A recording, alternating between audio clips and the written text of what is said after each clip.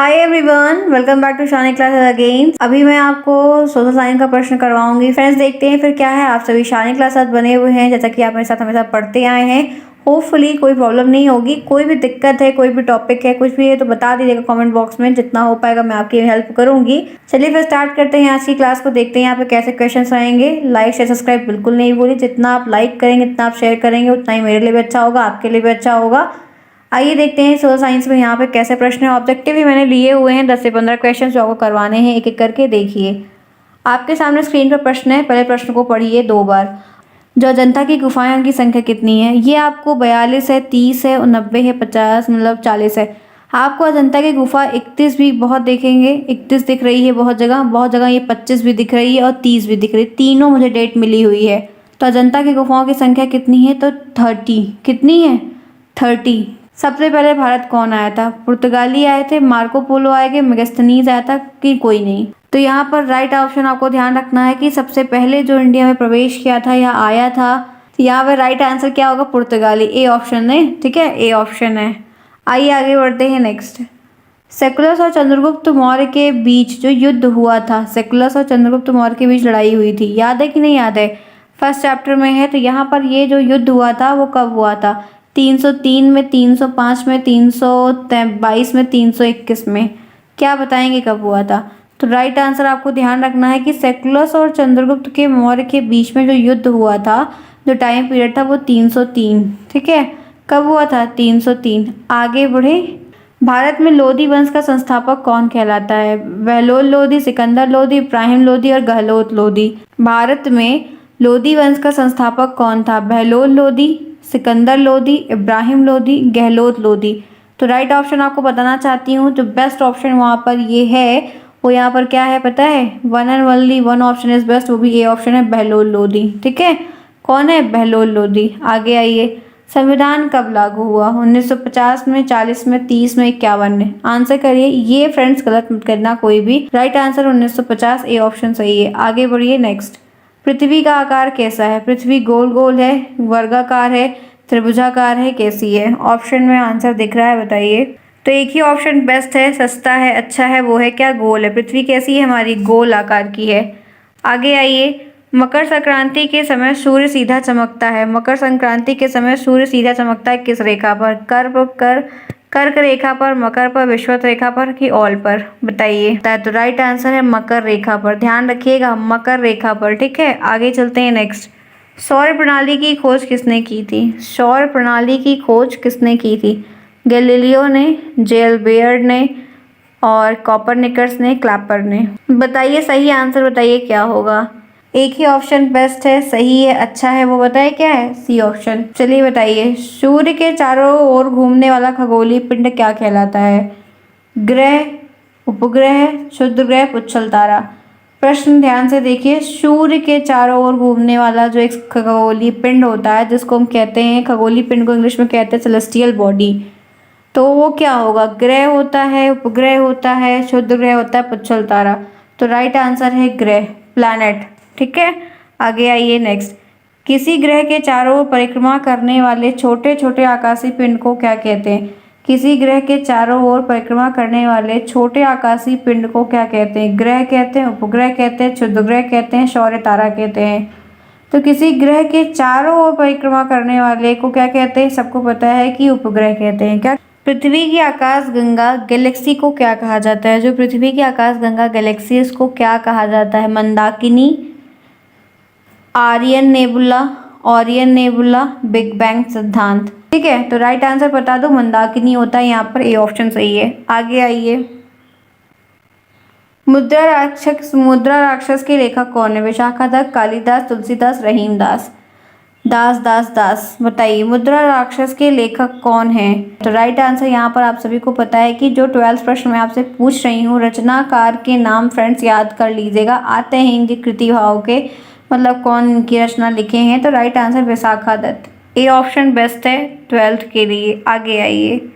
सम्राट अशोक के पिता का नाम क्या था? अशोक के पिता का नाम क्या था? बिंदुसार, चंद्रगुप्त मौर्य, कौटिल्य। अशोक किसका पुत्र था? एक ही ऑप्शन बेस्ट है, सही है, वो पता है क्या है? किसका था? बिंदुसार का। गुप्त काल की भाषा क्या थी? गुप्त काल की भाषा क्या थी? संस्कृत, पाली, ब्राह्मी और ऑल। तो यहाँ पर राइट आंसर पता है क्या होगा? पाली होगा। सूफी संत निजामुद्दीन औलिया की दरगाह कहाँ है? सूफी संत निजामुद्दीन औलिया की दरगाह कहाँ है? कानपुर, बनारस, दिल्ली, जौनपुर। तो आपको बताना चाहती हूँ दिल्ली में है। कहाँ पर है?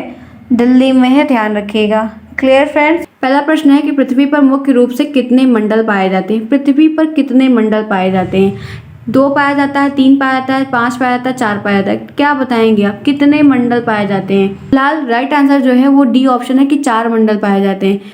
कहा जा रहा है कि पृथ्वी पर सबसे बड़ा महासागर कौन सा है?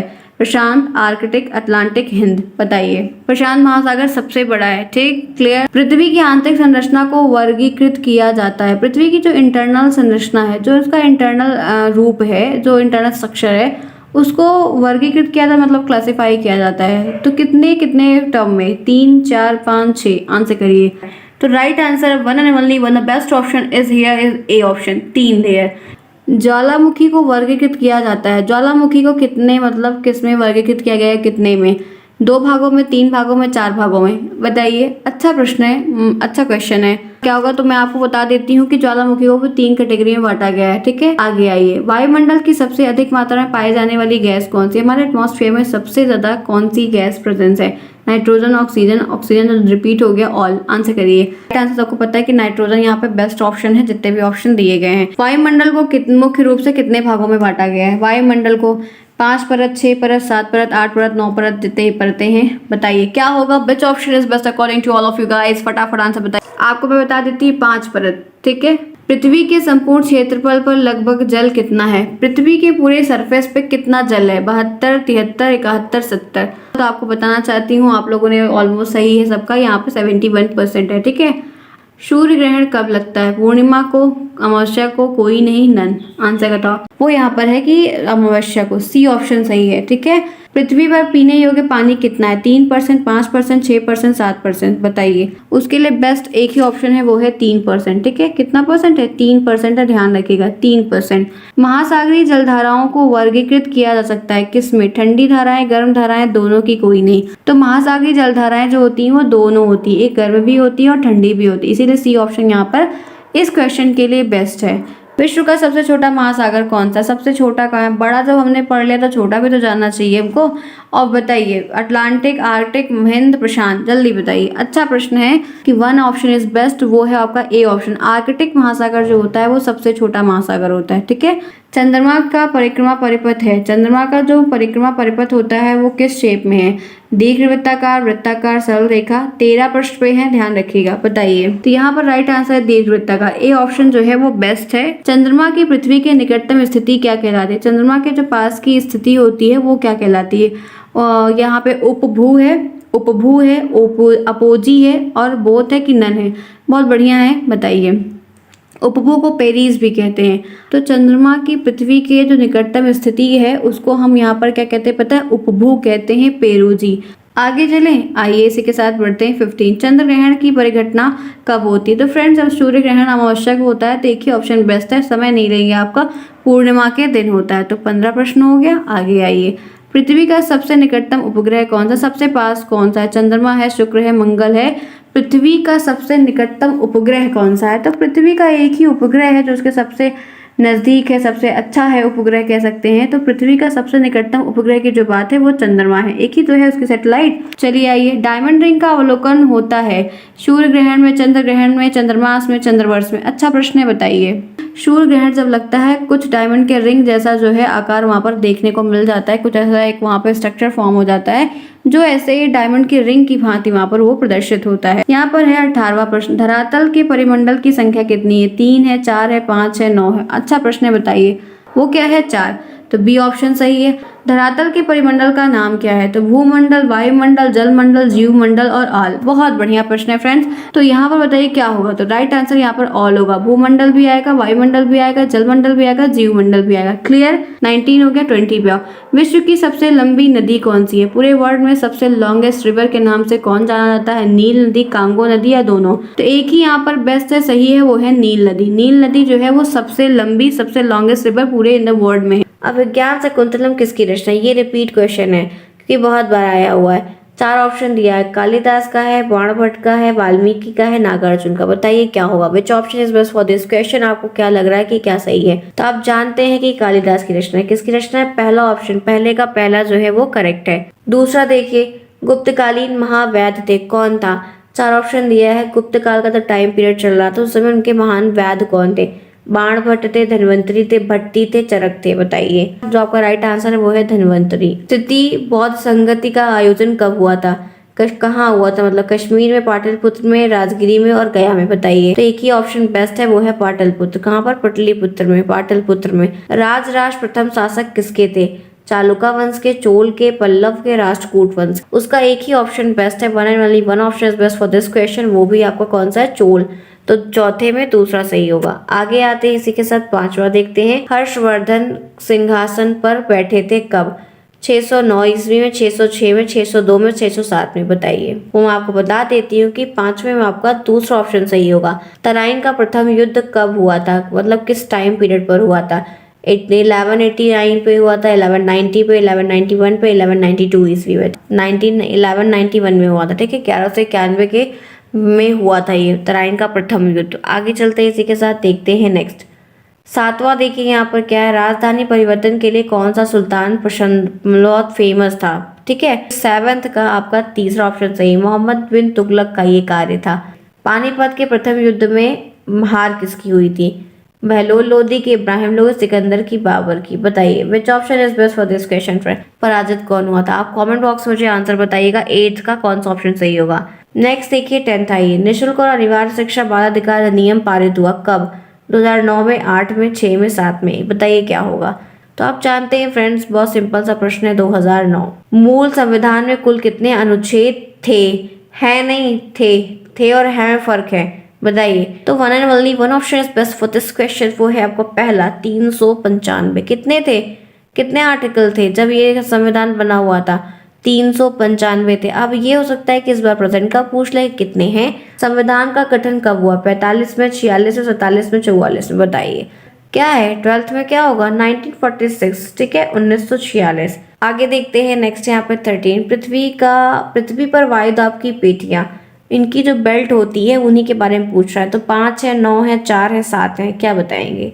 4 है। वायुदाब की पेटियां कितनी है? 4 है। तो 13 में तीसरा। आगे आइए 14। पृथ्वी की आंतरिक शक्ति से होता है अपरदन, अपक्षय, भूकंप। क्या होता है कि कुछ नहीं होता है? पृथ्वी की जो इंटरनल पावर है, इंटरनल सब कुछ है, ताकत है, उससे क्या होता है? तो यहाँ पर एक ही ऑप्शन बेस्ट दिया गया है 14 का, वो है भूकंप आता है। क्या आता है? हलचल हो जाती है पृथ्वी पे। ठीक है, नेक्स्ट आइए 15। चिनूक क्या है? स्थानीय पवन है, सागरी पवन है, चक्रवात है कि ये भूकंप है? तो ये एक स्थानीय पवन है। ठीक है, ये कैसी पवन है? ये एक स्थानीय पवन है। 15 में 16 देखिए, हर्षवर्धन के साम्राज्य की राजधानी क्या थी? राजा हर्षवर्धन के जो साम्राज्य एम्पायर था उनका, उसकी राजधानी कैपिटल क्या थी? तो राजधानी उनकी कन्नौज थी। आप ऐसे मत लिखना, आप पूरा आंसर मेंशन करना कि हर्षवर्धन के जो साम्राज्य की राजधानी का है वो सब कन्नौज थी। पूरा आप व्यक्त करिएगा, मैं तो सिर्फ पढ़ा रही हूँ, को गाइड कर तो छोटा छोटा लिया हुआ है। फैहान भारत में किसके शासनकाल में इंडिया में आया हुआ था? तो इसका उत्तर है चंद्रगुप्त द्वितीय के शासनकाल के दौरान में 5वीं ईस्वी के समय ये महाशय हमारी इंडिया में आए हुए थे। तो क्या नाम है? चंद्रगुप्त द्वितीय के शासनकाल में। 17th हो गया। आइए 18th पे चलते हैं, देखते हैं क्या है। समुद्रगुप्त के इलाहाबाद स्तंभ का लेख रचयिता कौन था? समुद्रगुप्त के इलाहाबाद स्तंभ के लेख का रचयिता कौन था? तो उत्तर में आप लिखेंगे सम्राट समुद्रगुप्त के दरबारी कवि हरिश्रेण द्वारा रचित था। किसके द्वारा?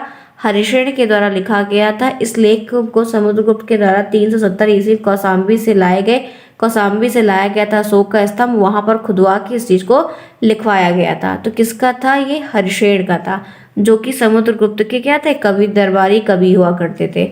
19 पे आइए, गुलाम वंश की स्थापना किसने की? ये पेपर में आया हुआ प्रश्न रिपीट हुआ है। तो राइट आंसर है कुतुबुद्दीन ऐबक ने की थी। आगे चलिए, रजिया क्यों असफल? आप रजिया सुल्तान के बारे में पढ़े हुए हैं ना, जो एक महिला शासक रही है, काफी बढ़िया।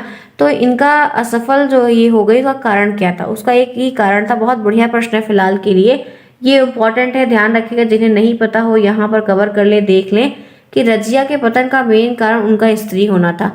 वो औरत जात से बिलोंग करती थी, इसकी वजह से औरत जात थी, इस वजह से उनका प्रमुख होने का मेन रीजन यही रहा है क्या है, इस्लाम के अनुसार भी एक स्त्री का शासक होना अनुचित था। अब ये कितना सत्य है नहीं पता फिलहाल के लिए, लेकिन ये है कि ये बात जो यहाँ पर थी, उनका मेन दिक्कत का सफल का कारण यही था कि उनके द्वारा जो एक औरत शासन कर रही थी वो उनको गंवारा नहीं था। वो नियम कानून ले आए, वो उनको पसंद नहीं था, इसके लिए वो उनको हटा दिया गया था। फिर अब देखिए 21, अलाउद्दीन खिलजी द्वारा दिए गए 2 सैनिक की धाराएं लिखी। ये क्या है, तो राजस्व सुधार के लिए एक विशेष तरीके से ध्यान रखना बहुत ज़रूरी है, क्योंकि इनके बिना फिर कार्य ही नहीं होगा, आगे कोई चीज़ का विकास नहीं होगा।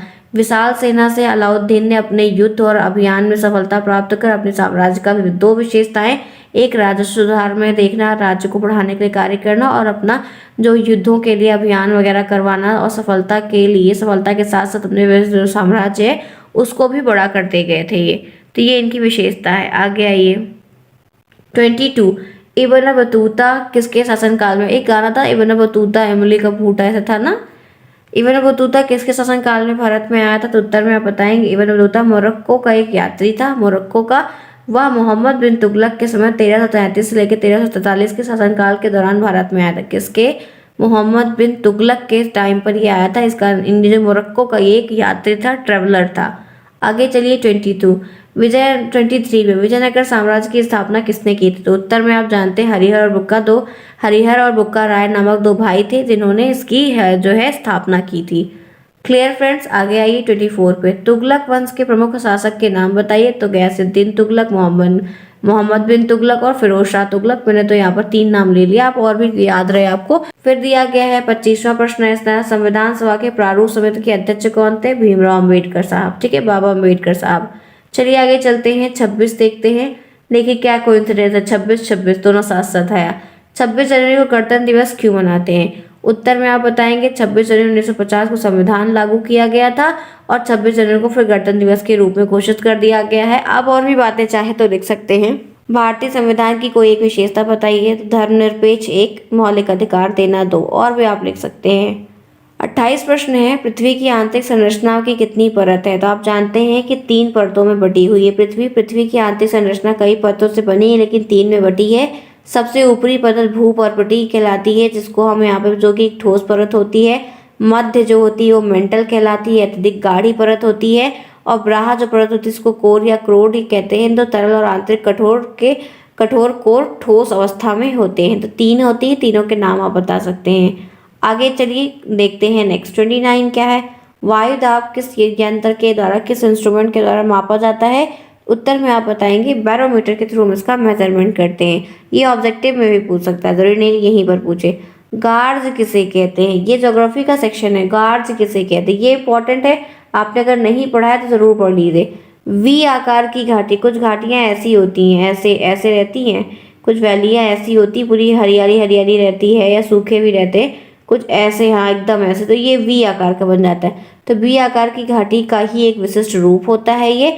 इसके पार्श्व तीव्र और खाड़ी दीवार के सामने होते हैं, मतलब आमने सामने खड़े रहते हैं ना, ऐसे दूरी में भले हैं। इनकी रचना प्राय कठोर चट्टानों के युक्त जो क्षेत्र होते हैं वहां पर होती है, और हिमालय में सिंधु सतलुज ब्रह्मपुत्र नदियों में ये गार्ज प्रमुख रूप से वहां पर उनके आसपास के जो एरिया है वहां पर देखने को बहुत ज़्यादा मिलते हैं। ठीक है फ्रेंड्स, यहाँ तक आप क्या समझे, मैंने आपको कितने प्रश्न करवाए, टोटल 30 प्रश्न में आ गए। इसका मतलब आपके बहुविकल्पी वो 15 और ये शेष क्वेश्चन आपके, मैंने आपको पूरे के पूरे प्रश्न आपको करवा दिए फ्रेंड्स।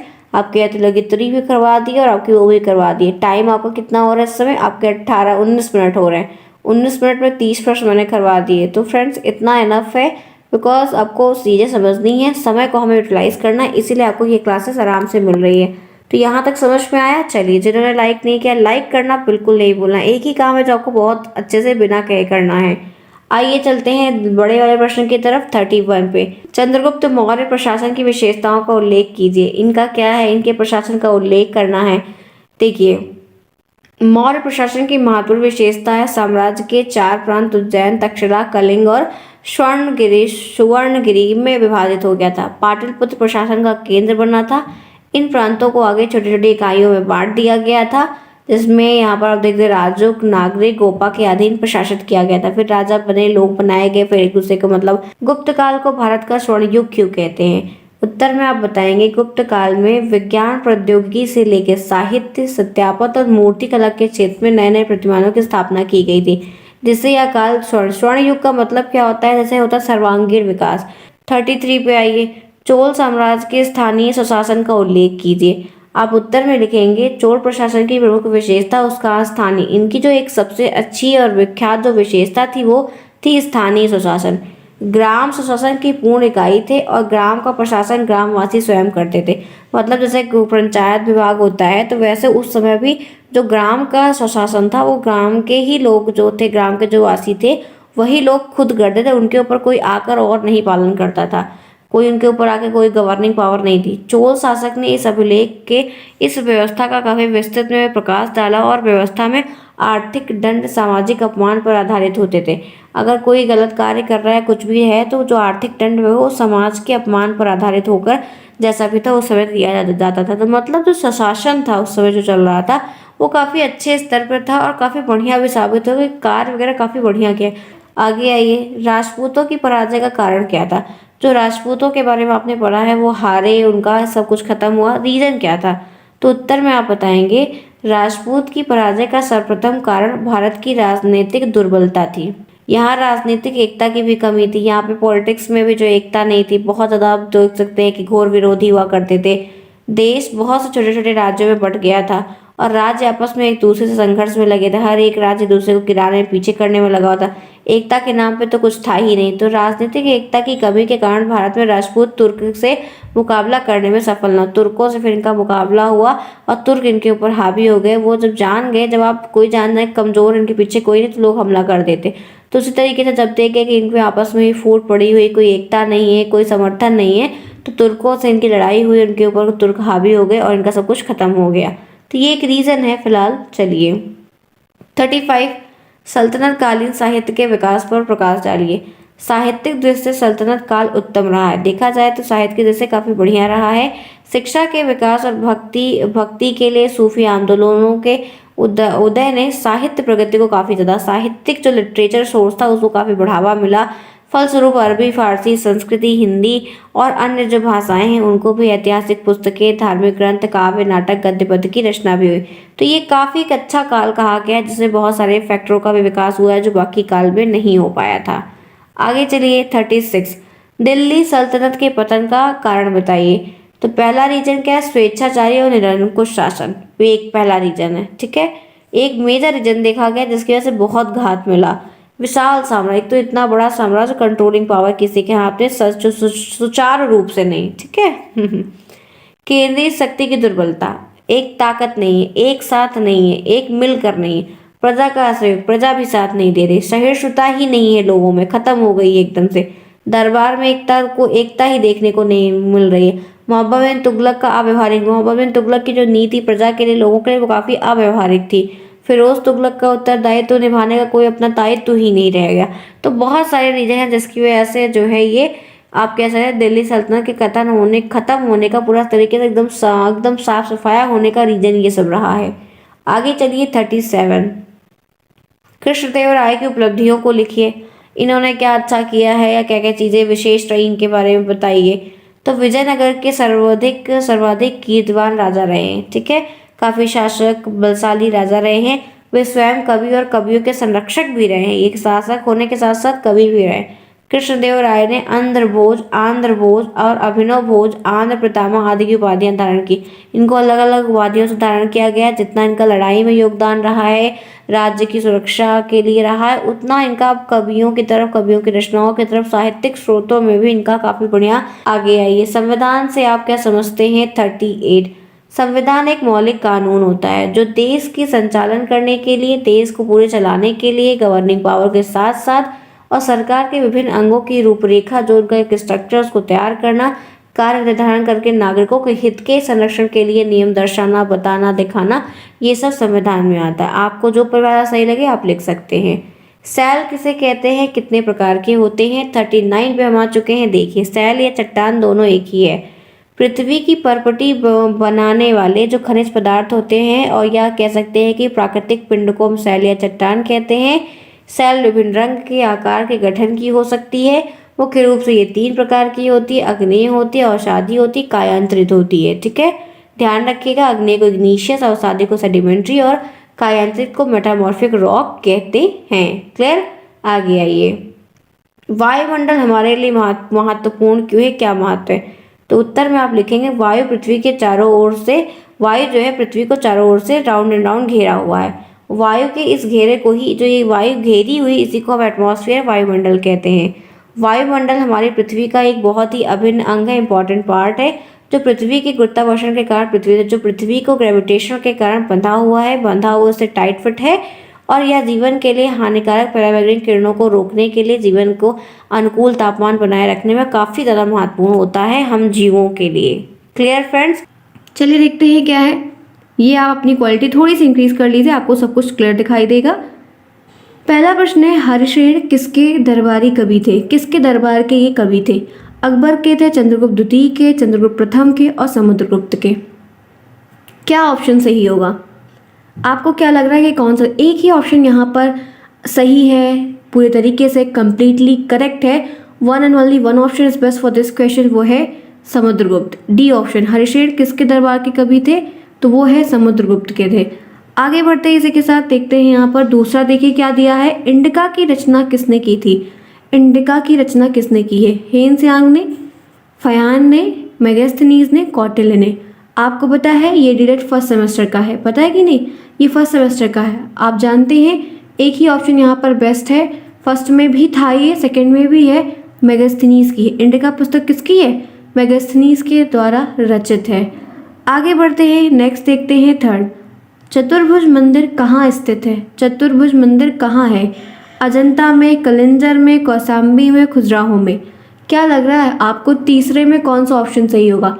एक ही ऑप्शन यहाँ पर करेक्ट है, जो चतुर्भुज मंदिर है वो जो है खजुराहो में है। तो यहाँ पे कौन सा द ऑप्शन सही होगा? आगे बढ़िए, चलिए। पत्र मुद्रा के प्रकार, पत्र मुद्रा के कितने प्रकार हैं? चेक, बॉन्ड, हुंडी, उपरोक्त सभी। क्या सही होगा? तो ध्यान रखिएगा, मुद्रा के कई सारे प्रकार हैं, उनमें से एक है, 3 प्रकार मुद्रा में है, एक यहाँ पर पत्र मुद्रा है, जो कि यहाँ पर उपरोक्त सभी सही। इसमें हुंडी भी आएगा, चेक भी आएगा, बॉन्ड भी आएगा, नाम सब अलग अलग दिए गए हैं। ठीक है, क्लियर? तो फोर्थ में भी डी होगा। आइए आगे चलते हैं फिफ्थ पे। भारतीय अर्थव्यवस्था के समक्ष प्रमुख चुनौतियां हैं। जो इंडियन इकोनॉमी है उसके सामने क्या क्या चुनौतियां हैं? जनसंख्या वृद्धि, बेरोजगारी, कृषि की दयनीय स्थिति बहुत ज़्यादा, या उपरोक्त सभी। क्या लग रहा है कि आपको फिफ्थ का कौन सा ऑप्शन सही होगा? भारतीय अर्थव्यवस्था के समक्ष उसके समरूप जो चुनौतियां हैं वो क्या हैं, कौन कौन सी हैं? तो यहाँ पर डी ऑप्शन इसका भी सही होगा। बेरोजगारी के कारण भी बहुत कुछ देखने को मिलता है, जनसंख्या जो रोज ग्रोथ हो रही है, साल दर साल बढ़ती जा रही है, उसमें भी बहुत दिक्कत की बात है। और जो किसानी खेती है इनका जो स्थिति का वो रहा है, बहुत ज़्यादा ही प्रॉफिट नहीं रहता है, लागत ज़्यादा लगती है इन कंपैरिजन टू पहले के सालों से। तो आपका ये ऑप्शन यहाँ पर सही है। यहाँ तक क्लियर? देवनागरी लिपि में हिंदी संघ की राजभाषा हो, संविधान की किस धारा में ये दिया गया है? धारा 343, धारा 349, धारा 340, धारा 350। ध्यान से देखिए, ऑप्शन बेस्ट है वो है 343। ठीक है, आगे बढ़ते हैं सेवंथ। देखिए, शिक्षा संविधान की किस अनुसूची का विषय है? शिक्षा संविधान की किस अनुसूची का विषय है? केंद्रीय सूची, समवर्ती सूची, राज्य सूची, उपरोक्त में से कोई नहीं। तो शिक्षा संविधान की किस सूची में है? तो वो है समवर्ती सूची। उपभोक्ता जागरूकता की प्रमुख विशेषताएं हैं। उपभोक्ता जागरूकता की प्रमुख विशेषताएं हैं, तो वो क्या क्या हैं? ध्यान से देखेंगे, सूचनाओं का ज्ञान, तार्किक सोच, उपरोक्त सभी, क्रियाशीलता। उपभोक्ता जागरूकता की प्रमुख विशेषताएं क्या है? तो यहाँ पर डी ऑप्शन सही होगा कि एक रीजनिंग वाली सोच, तर्क वितर्क करने वाली सोच, सूचनाओं का सही तरीके से ज्ञान हो, इन्फॉर्मेशन हो, एक्टिवनेस हो, क्रियाशीलता बनी रहे, वो काफ़ी इंपॉर्टेंट है। क्लियर? 8 हो गया। 9th आइए, पृथ्वी को कितने गोलार्धों में बांटा गया है? पृथ्वी को कितने गोलार्ध में, कितने हेमिस्फीयर में डिवाइड किया गया है? 2 में, 3 में, 4 में, 5 में। यहाँ पर आपको ध्यान रखना है ये 2 है। 9th में क्या होगा? ए ऑप्शन यहाँ पर करेक्ट होगा। आगे बढ़ते हैं, इसी के साथ देखते हैं 10th। भारत में सर्वप्रथम बारिश वाला स्थान जहाँ पर बहुत ज़्यादा रेनफॉल होती है वो कौन सा प्लेस है? चेरापूंजी, मेघालय, मसिनराम और केरल। एक ही ऑप्शन यहाँ पर बेस्ट है, one and only one option is best, वो है मसिनराम। ठीक है, हरिकेन, विली विली, टाइफून आदि प्रकार है। आया था टाइफून आया था, याद आ रहा है? टाइफून, ताइवान सब कह रहे थे। तो ये क्या है? ये एक प्रति चक्रवात है, एंटी साइक्लोन है, चक्रवात है, साइक्लोन है, तूफान है, ठंडी धारा है।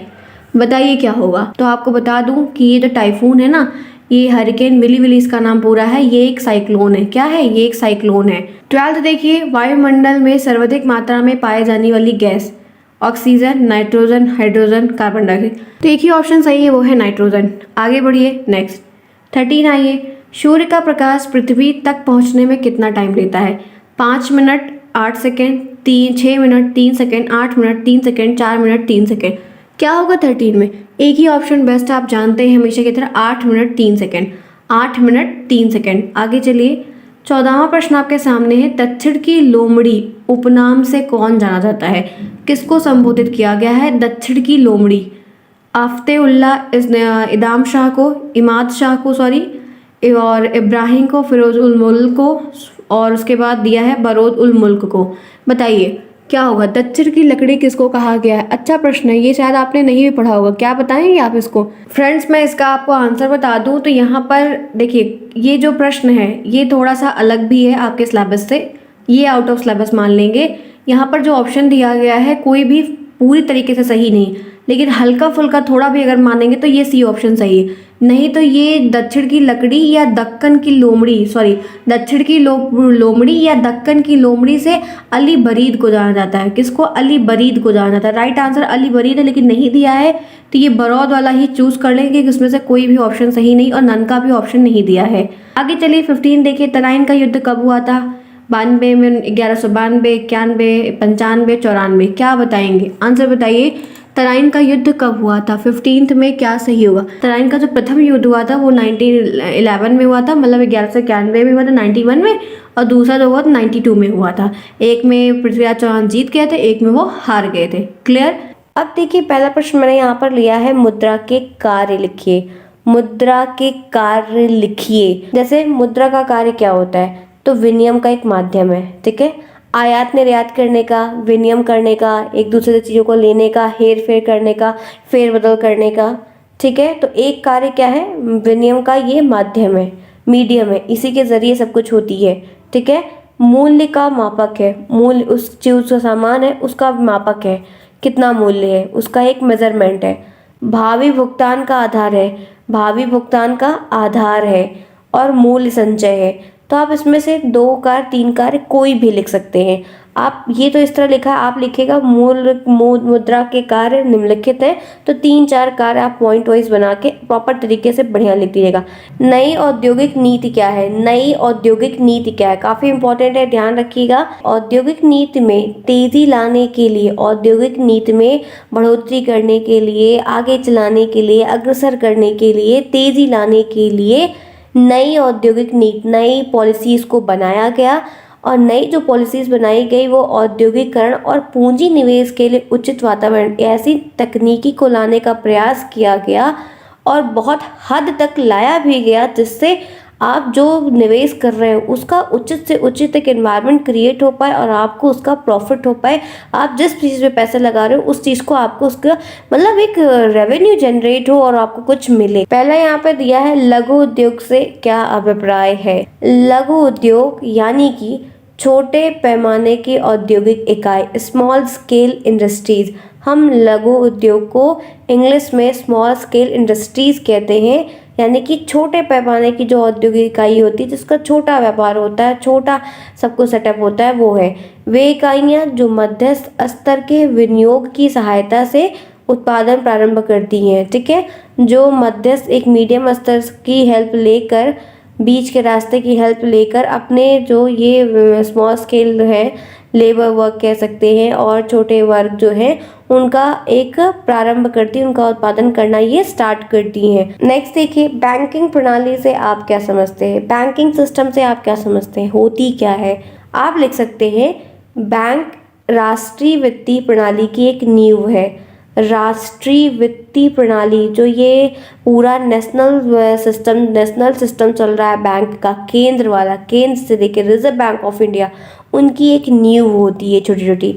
बैंकिंग प्रणाली की सुरक्षा, उनकी सिक्योरिटी, उनकी सुदृढ़ता यानी कि उनकी स्टेबिलिटी, उनको निश्चित करना, उनका परमानेंट करना और वित्तीय स्थिति की स्थिरता, पैसे की परमानेंट या पैसे की मजबूती, पैसे की स्टेबिलिटी, ये स्थिरीकरण जो होता है, परमानेंट जो होता है, को बनाए रखने के लिए इस प्रणाली के प्रति जनता में विश्वास जगाने में केंद्रीय बैंक महत्वपूर्ण भूमिका अदा करता है।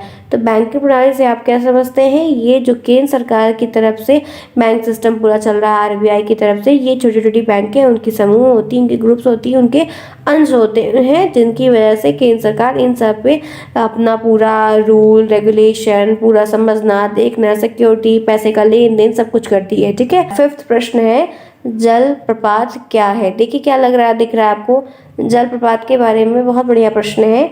जलप्रपात अथवा झरना, जलप्रपात से प्रश्न बने, ये ज्योग्राफी का सेक्शन का ले लिया, या झरना एक प्रमुख प्रभावी जलकृत क्या है, अपरदनात्मक स्थल रूप है और एक जल स्रोत है।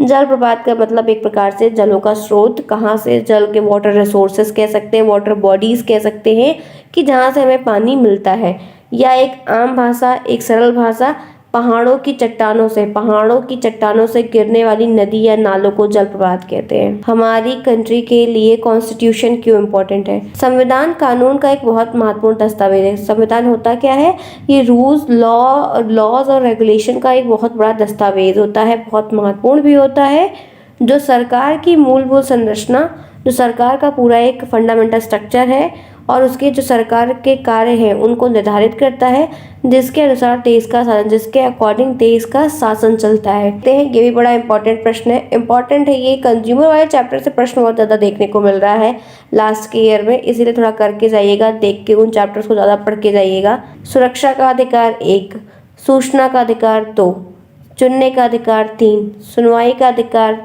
4, बहुत सारे ऐसे अधिकार हैं। अब इसमें तो लिखा नहीं कि 3, 4, 5 कितने लिखते हैं, तो आप 3, 4 लिख सकते हैं। संविधान की एक परिभाषा दीजिए, कॉन्स्टिट्यूशन की एक परिभाषा आपसे पूछ रहा है, बता लेंगे, ऑफ कोर्स बता लेंगे, व्हाई नॉट, बहुत सिंपल है। किसी देश या संस्था द्वारा, किसी देश के या संस्था के द्वारा निर्धारित किए गए वह नियम, जो पहले से निर्धारित किया गया फिक्स्ड प्री डिफाइंड जो नियम है, रूल है, रेगुलेशन है, जिसके माध्यम से संस्था का सुचारू ढंग से संचालन हो सके, उसे देश या संस्था का संविधान कहा जाता है। उसको देश या संस्था का संविधान कहा जाता है। उपभोक्ता का क्या अर्थ है, उपभोक्ता का क्या अर्थ है, क्या बताएंगे। उपभोक्ता उस व्यक्ति को कहते हैं जो विभिन्न वस्तुओं और सेवाओं का या तो उपभोग करता है, उनका खुद वो उपभोग करता है, अथवा उनको उपयोग में, अपने प्रयोग में लेता है। वस्तुओं में उपभोगकर्ता में जैसे गेहूँ, आटा, नमक, चावल, चीनी, दाल, ये सब, और स्थायी वस्तुओं में television, refrigerator, toaster, mixer, cycle, ये सारी, ये कंज्यूमर, ठीक है, यूज़ करने वाला, सामानों का उपभोग करने वाला, सामानों का प्रयोग करने वाला। तो ये उपभोक्ता का आपको ऑब्जेक्टिव प्रश्न भी बन सकता है, ध्यान रखिएगा। 10 देखिए यहाँ पर क्या है, बंदी प्रत्यक्षीकरण लेख क्या होता है, ये इंपॉर्टेंट है, ध्यान रखिए, शायद आपने नहीं पढ़ा होगा, आपके बुक में ही था इसलिए मैंने लिया।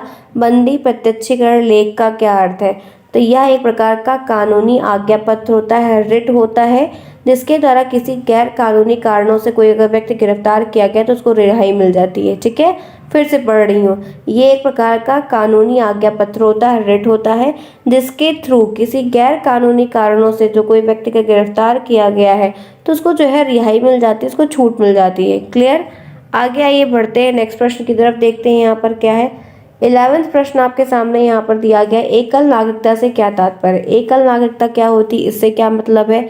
ठीक है, तो राइट आंसर यहाँ पर है, एकल नागरिकता का तात्पर्य सभी भारतीयों की नागरिकता से, सभी भारतीयों की नागरिकता से रिलेटेड है, चाहे उनका निवास स्थान कुछ भी हो, कहीं के भी रहने वाले हो, या भारतीय संविधान के द्वारा प्रदान किया गया है।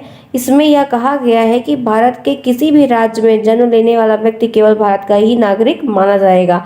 तो एकल नागरिकता आप सिंगल सिटीजनशिप के बारे में लिख सकते हैं, लेकिन भारत में है तो भारत से ही, भारत का जो नियम है उसके बेस पर भी आप इसको अच्छे से लिख सकते हैं, कोई दिक्कत नहीं, आपका आंसर सही होगा। ग्रेसम का नियम क्या है। अर्थशास्त्र में ग्रेसम का नियम एक मौद्रिक सिद्धांत है, ध्यान से सुनिए।